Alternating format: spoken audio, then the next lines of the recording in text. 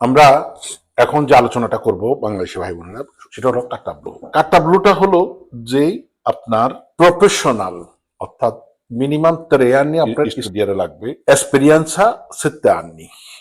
Doctor, engineer, যে কোনো সেক্টরে যদি আপনার এক্সপিরিয়েন্স থাকে তাহলে আপনি আনতে পারবেন। ওই কোম্পানির মিনিমাম বেতন হতে হবে, যে ব্যক্তির, ওই ব্যক্তির মিনিমাম লর্ড হতে হবে 37,000 ইউরো। আপনার কোয়ালিফিকেট হইতে হবে, কোয়ালিফিকেট না হলে কার্তাব্য দোমানদা দেওয়া যাবে না। কারণ আমার 2জন ক্লায়েন্ট আমার কাছে প্রেজেন্ট করছিলেন যে রিসিভিউতে দেখলাম যে কার্তাব্য, তখন জিজ্ঞাসা করছিলাম যে কার্তাব্য দোমানদা দিছে কারা দিছে, নাম বললো না।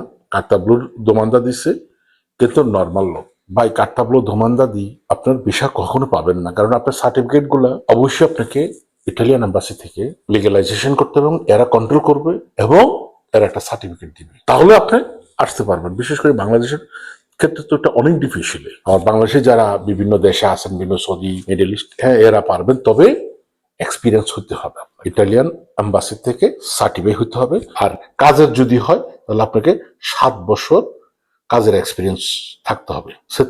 আপনার কোয়ালিফিকেশন সার্টিফিকেট গুলো আপনার অথরিটি থেকে অ্যাটাস্টেড করে ইটালিয়ান এম্বাসিতে জমা দিবেন। ইটালিয়ান এম্বাসি থেকে সার্টিফিকেট এম্বাসির হাতে দিবেন, তাহলে আপনি জমা দিতে পারবেন। আশা করি বুঝতে পারছেন।